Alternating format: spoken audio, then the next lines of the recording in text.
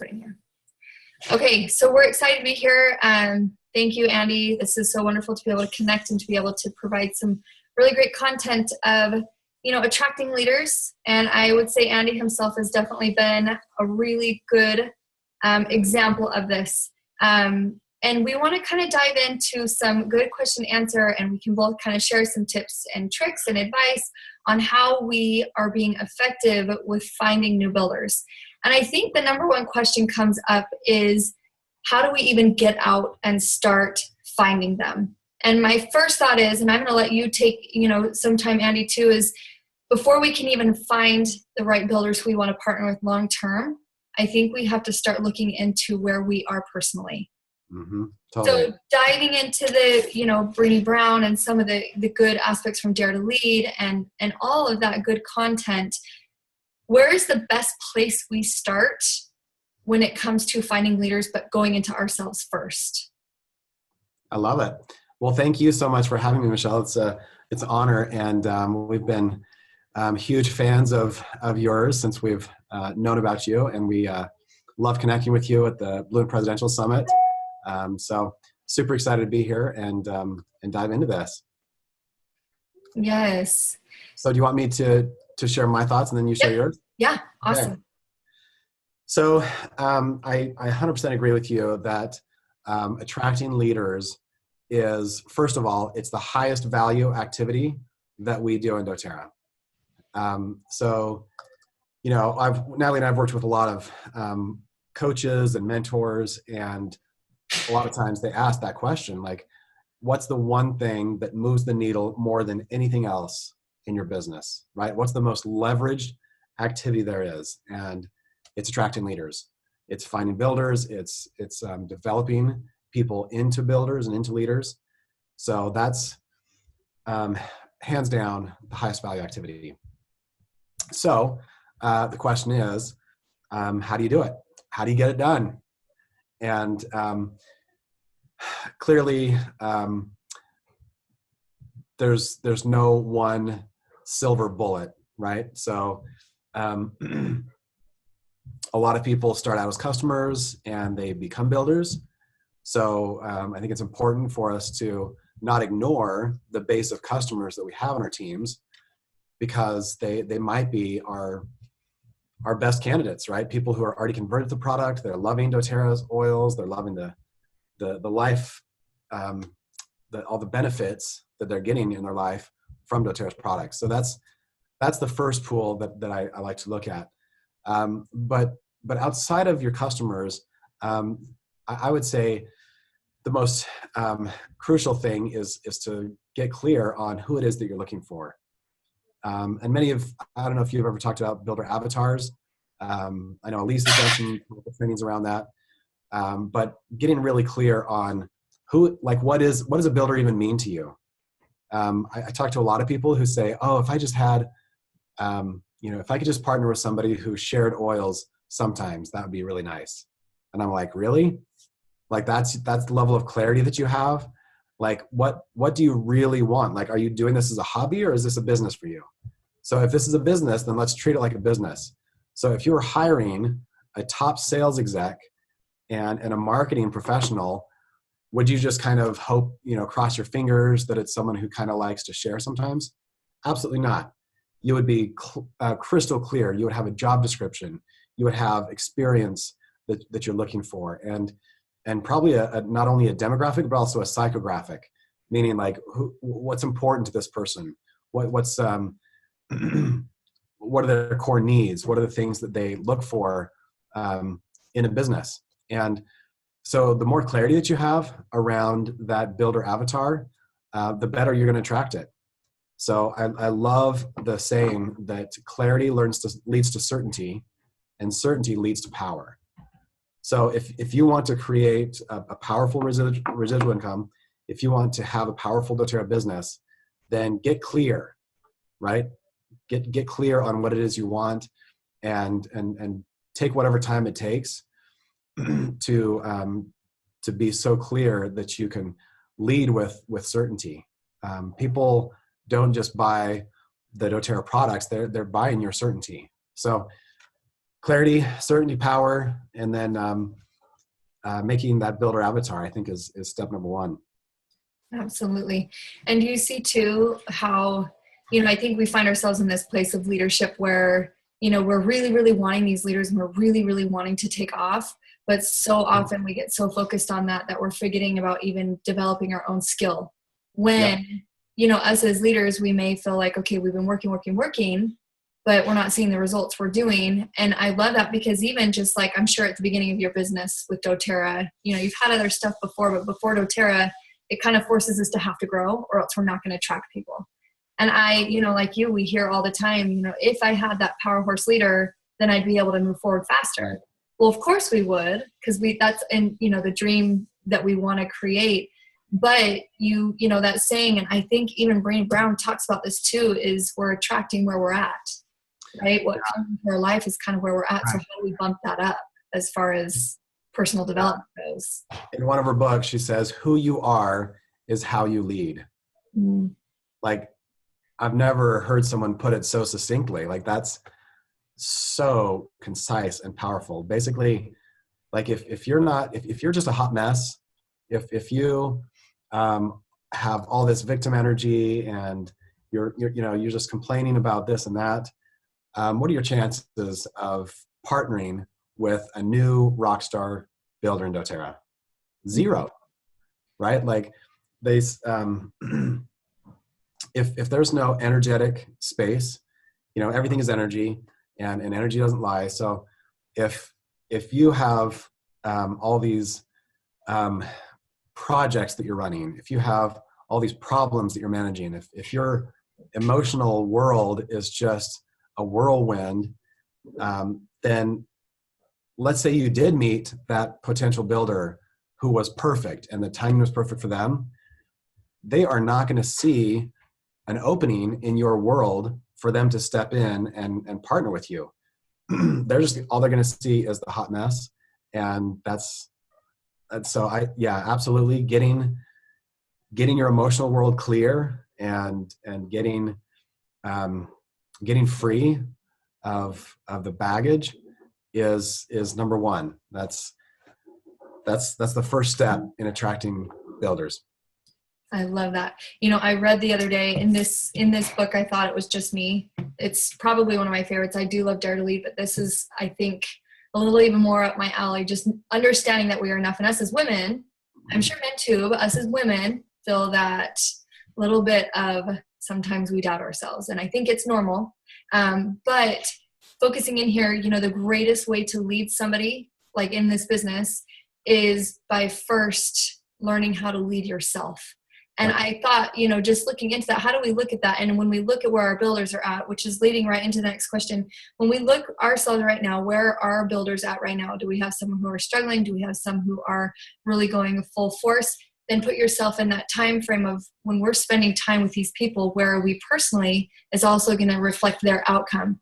So as builders in this business, how can we rise up builders after we know the step of working on leadership, we know the step of growing personally, but as we're working with our builders who are trying to lead their teams, what would you say, and we can both answer this, what would you say is your number one step of advice to help your leaders bring up leaders?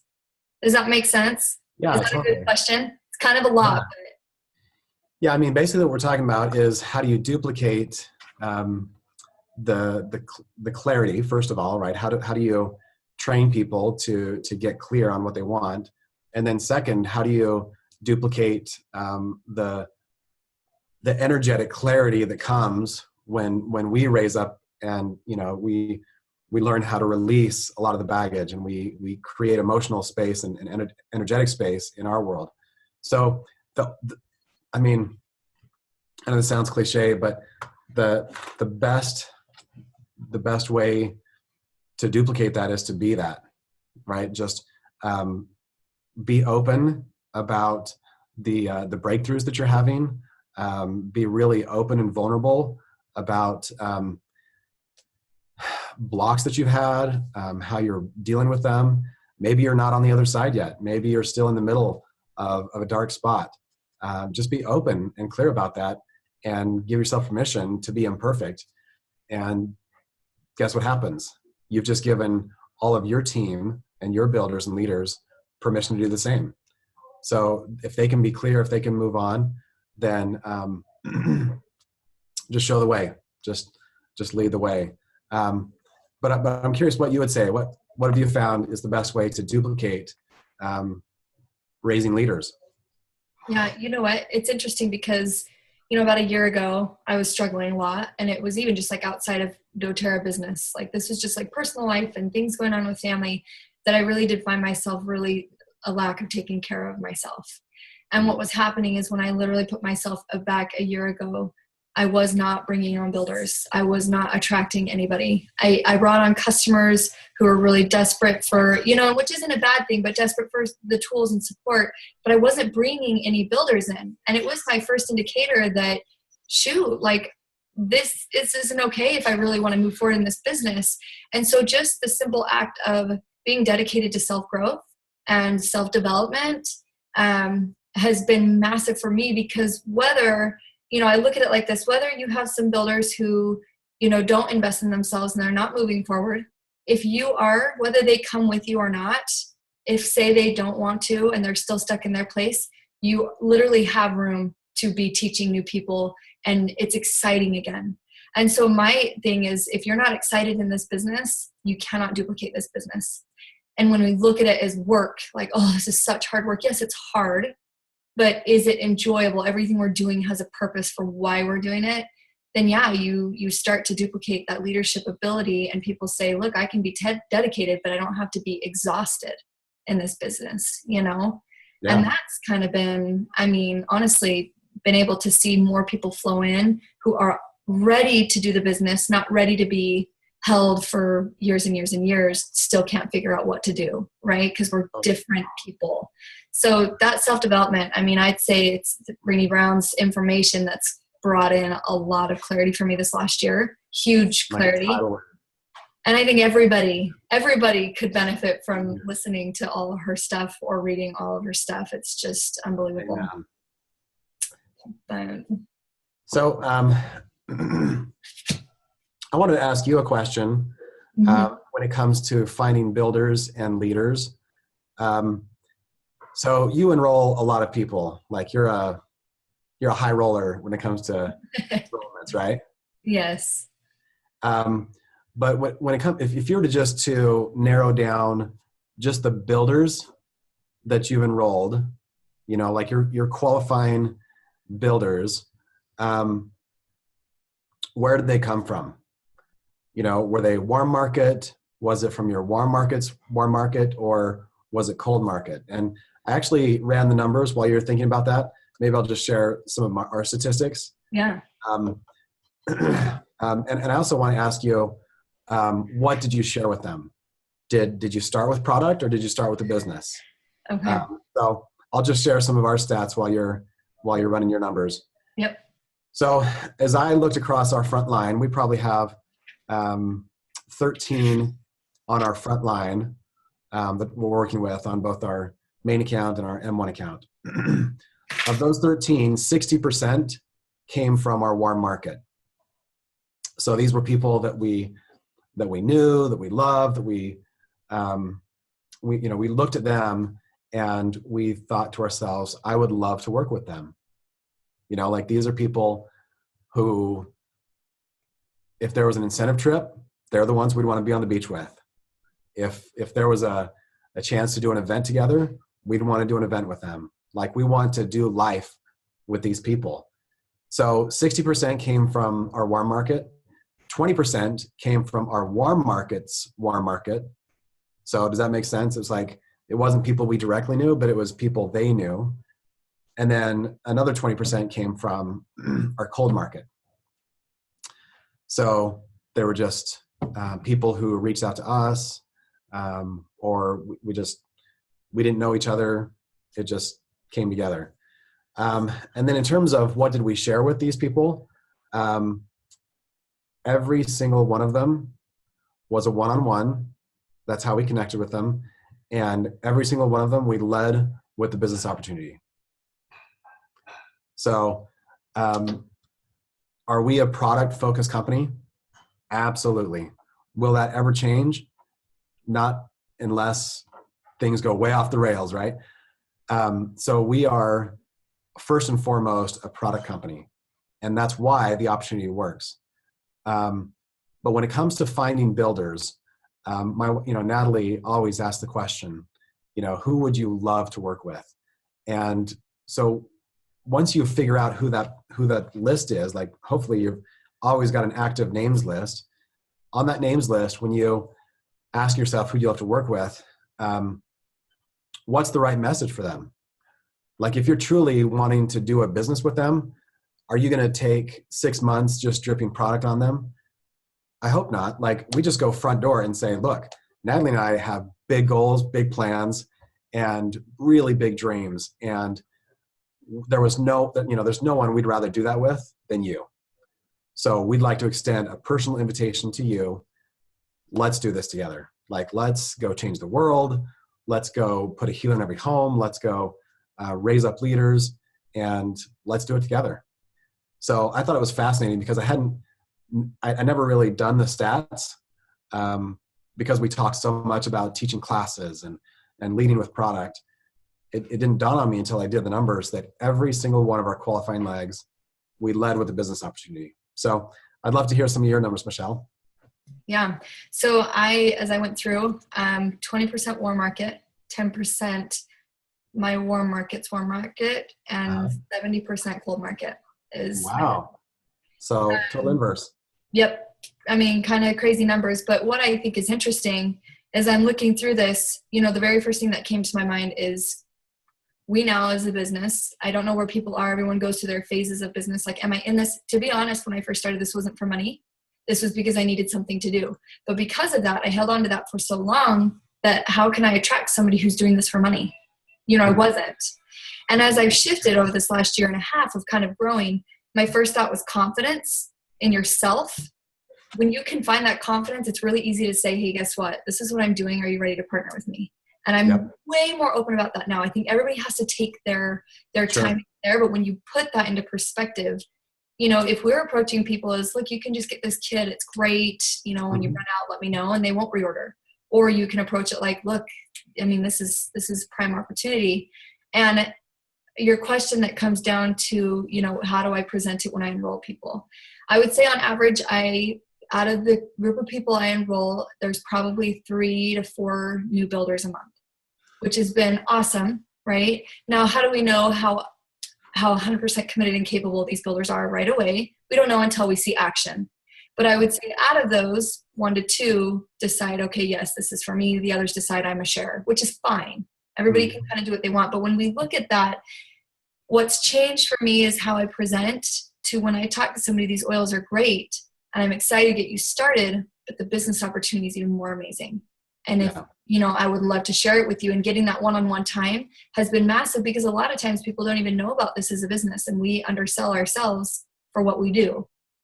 But approaching those people for me with the cold market, not knowing, most of the builders that come and we finally meet in groups when we come to convention or leadership or, retreats, it's just not being afraid of what we do. And if we are afraid of doing this as a business, or if we're afraid to actually talk to somebody about this business, then we don't confidently stand behind the business. Yeah. I mean, that's just my opinion. I mean, I know everybody's got their thing, but we got to be confident enough in the business plan that when we present it, whether we're Blue Diamond, whether we're Premier, you have to be confident that it works. So when you present it, people feel that excitement and that enthusiasm behind what you do. And it's duplicatable because they're ready to feel good. They're ready to feel inspired like you do on a daily basis, Exactly. So I don't know, did that answer your question? Yeah. It got me thinking a lot of things, but anyway. So you're saying that when you enrolled that 70%, it started with product, but then you also showed them the business opportunity as an equal offering or better. Yep, absolutely. Okay. Fascinating. Yeah. So, and there's been those people in, local stuff here where I'm like, look, you got to sit down. I want to share this business with you. I think that is really easy.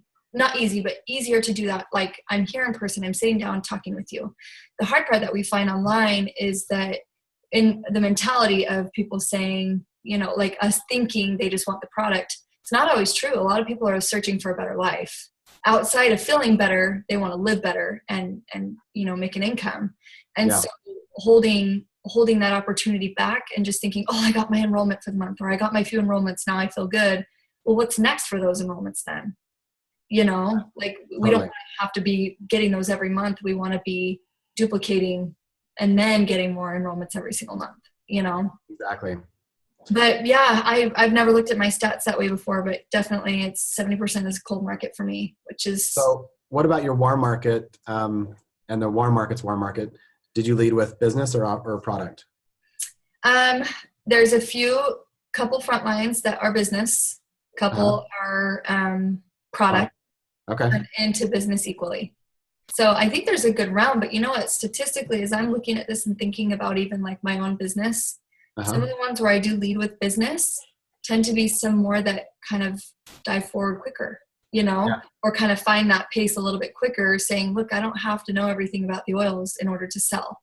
Totally. So kind of given that time crunch, okay, learn these oils in the next couple of weeks, but we're diving right into teaching classes. I'll show you how simple this is, Totally.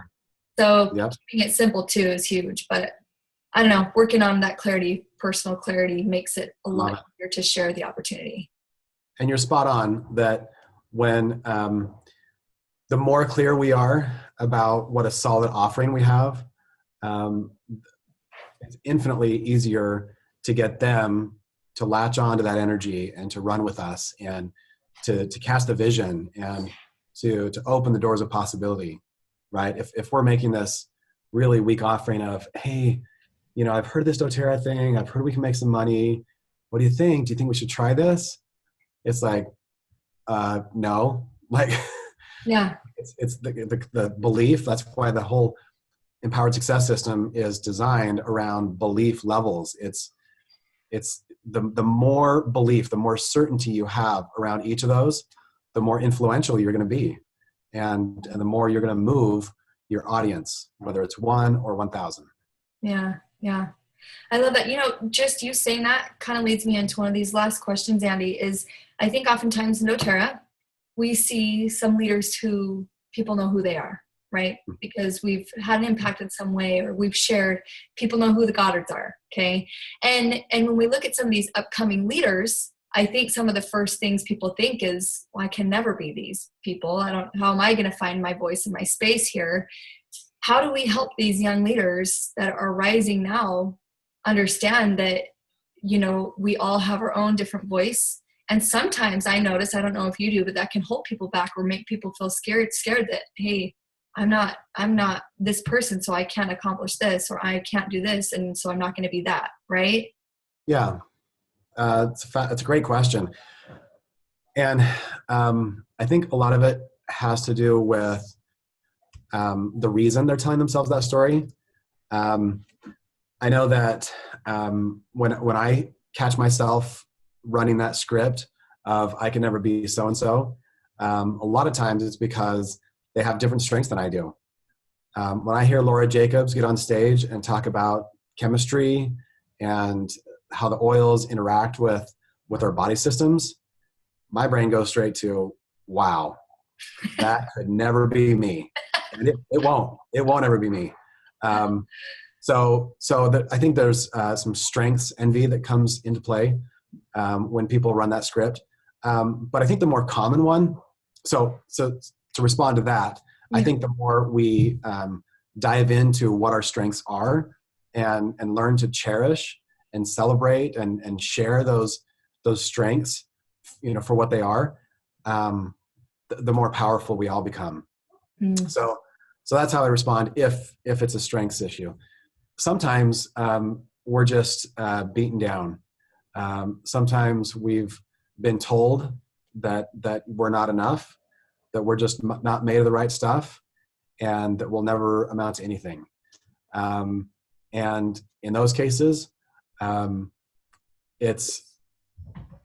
love what Stephen Covey said, that true leadership is seeing the worth and potential in somebody and conveying it so well that they come to see it themselves.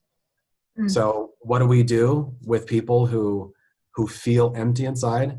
who feel worth less, we pour our vision, we pour our love, we pour our, we give them an experience with success, right? If they say, I can never be successful, we hold their hands and help them baby step into a success, and then we help them see the success. So it might be something as simple as getting their bottles open and having a positive oil experience. It might be as simple as sharing a sample with someone else. But that's the part of this business that I love the most, is helping see someone shift on the inside and fill a void that they've felt their whole lives around self-worth and feeling like they're not enough. Yeah. It's a sacred and a precious opportunity. Yeah, absolutely. Seeing the value in every person that's in front of you, whether it's oils or business, Totally. I love that. Well, and going based off the strengths thing, it is easy to look at others and think, how on earth, right? Like for me, it's easy to look and be like, how they taught so many in-person classes, whereas the whole foundation of my business did start online, and it's like, you can still be duplicatable, not necessarily by what you do, because how you build exactly is not what I'm going to do. But at the end of the day, we both can achieve the same rank, the same goals, it's because we're stepping into what we are valuable at and good at, So I guess that kind of leads me into this last question. As we're working on, a ton of personal development, that's my biggest goal this year. Is I can't control what others do and don't do. I can control what I do personally, which is going to result in my success, right? Mm-hmm. That's my main theme this year, is no more controlling what's around me, but controlling my own success and determining that. What does that look like? But as we're diving into this new year, everybody's really eager and ready to find new builders and to rank up and to rise up, whatever their goals may be. What would you say? And we can both take turns answering this, because I haven't yet. I'm just from collecting the questions. What would you say are your top 3 things that you must do on a daily basis or weekly basis to maintain these results, or to get these results by the end of the year, whether it's looking for builders and moving up in rank and leveling up? Those are people's most exciting. Like, I can't wait till I hit silver. I can't wait till I get my 1500, or whatever that looks like for them. Yeah. Well, I would say number 1 is create personal space. In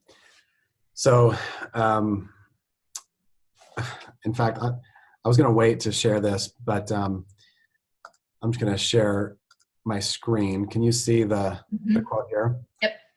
So this quote by Brene Brown just rocks my world, that as leaders, we can either invest, a small amount of time into talking about our fears, talking about those darker emotions, the self-worth stuff and the mom issues and the dad issues, or we can squander an unreasonable amount of time trying to manage ineffective and unproductive behavior. So what this means to me is you can either have some awkward and hard moments and conversations and healing, or you can spin your wheels. And I see this over and over again. People thinking, well, if I just, as long as I'm doing my pipes, as long as I'm making my list and just pounding things out, then I'll be good. And they're a train wreck. Like, they have issues in their family, they have issues in their team, they have all this emotional, tumult that just hijacks everything. And the fact is, if this is maybe the best efficiency tip of the century, go deal with this stuff. Go deep. I was just on a call this morning with this gal who's silver, and she feels like her upline is totally hijacking her team and reaching out and trying to support her builders, and it angers her and frustrates her. And I just told her straight out, let's get on the phone. Let's call her right now. Let's deal with this. And this has been dragging on for years, right? Mm. Like, whoa. I don't know if, I don't think she'd take it the right way. I think it would trigger her. And I'm like, there's no time like the present. Let's do this. And the fact is, if we don't handle the emotional baggage, then it runs our life. Yeah. So that's tip number one is get your space clear. Do the healing work, go out and yell at a tree, write down your angry thoughts and burn the paper. Like there's a million roads to healing. But what a tragedy if we're trying to be the vehicle that heals the world and we ourselves are not healed in the process. So that's tip number one. Tip number two, do the pipes. Like it's not a hidden secret. I remember one of our team members, she was like, I just wish that the top leaders of the company would stop holding back the secret of how to find leaders. I wish that I could just get into that inner sanctum and find out like, what is it they're doing? And I'm like, it's not a secret. Yeah. There's no inner sanctum. It's the pipes. It's present. It's prepare, invite, present, enroll, support for every single rank, for every single person. It's the same thing.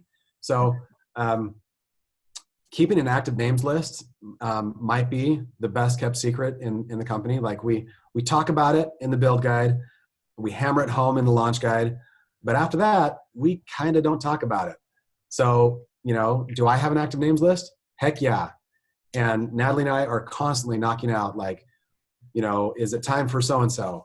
What about this person we just met on this last trip? And man, if you don't have an active names list, you're not serious about this business. So I guess I just have two tips. Those are my two. So what are yours, Michelle? Yeah, I love that. The very first one is you're talking about personal space. My number one is creating confidence in yourself, no matter what phase of the business you are. Because it's funny, when we had hit blue last year to where we are now, right? Yes, I'm still blue and that's okay.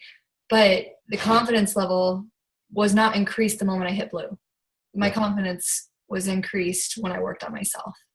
And that the title didn't matter. And I think so often people get concerned that how can I attract big builders if I'm not a big builder yet? Yeah. But so creating confidence in yourself, but that's only going to come if you're committed to yourself first, which I think it's a great topic coming up to leadership this year. I'm sure it's going to be really covered by Rachel Hollis, and a lot of the good stuff is committing to yourself is number one. And then my number two is do what you expect your downline to do. No.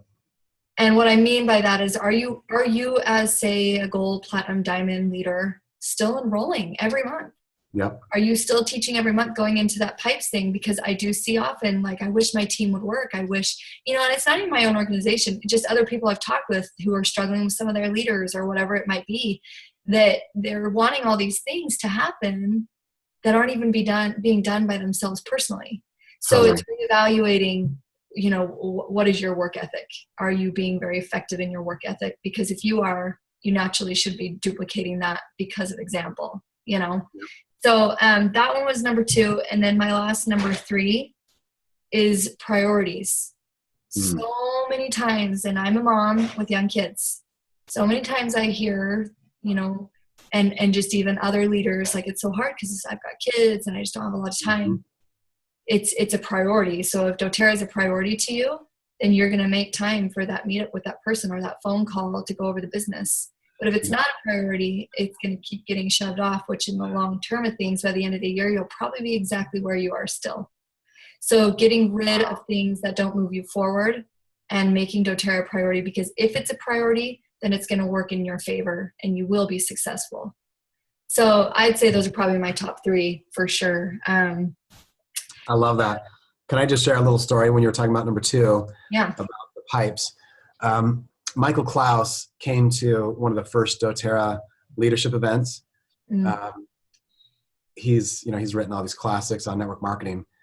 And he had, when he built his downline, he would call people, and it was there was only one question that he asked them about: how many times have you told the company story? Which in doTERRA language, that's how many times did you teach the class, right? Like how many times did you introduce essential oils and what oils are to someone? And it's basically like in the pipes program, that's the present. How many times did you present this week? And inevitably people would go into all these stories and oh, well, I started with so-and-so and I tried to reach out. So he's like, and I love what his response was every time. He's like, I only have this little box on my form and I can't fit your story in there. So how many times did you tell the story? And I just love the image and the clarity that comes from that visual. At the end of the day, this still is a numbers game. And it doesn't matter how pure and clear you are energetically. If you don't open your mouth and if you don't get out there and tell the story and teach people about essential oils, your business isn't going to move. So I just love, sometime we got to make a video about that, I can't fit your story in the box. So just give me a number. That's genius. So I guess, what is your number? Is it 1 time or is it 5? Like what was your answer for the week? Yeah, totally. That's awesome. Well, I think this is, a really good kind of sum up of how, how are we going out and finding leaders? We've talked a lot about these, maybe things that are in the way, things that are kind of holding us back. But at the end of the day, how crucial is working on ourselves. And I'd say I've learned that more this last year than anything else, because as we were preparing to move to presidential, I knew I couldn't get there until I was actually ready myself, right? Because it's a whole new realm of taking on and taking ownership of what you're creating. But it's for people who are silver going gold, gold going platinum. If you can't learn where you are now and what has to be learned before you move forward, you're going to remain stuck. And if that's being more upfront about the business, we've given some good tips on that. How confident are we in the business reflects how confident we are ourselves in the business, Yeah. But I love these tips. Thanks so much, Andy. And this that reminds me of one of our team members. Can I just share one last thought? Yeah. One of our team members in Australia, Vanessa Ovens, Vanessa, she has completely shifted the language. So instead of talking about rank advancements, her whole team, they talk about soul advancements. And I love that. I love that subtle shift in paradigm. It's not about your outside world. It's about your inner world and the growth and the personal development. And so I probably doTERRA more than any other company embodies that, but I guess that's my final invitation to each of us, is rather than ask, what can I change on my outside? What can I change today on my inside? To be that leader, to be the inspiration that I want to see on the rest of the world. So be the change. I love that.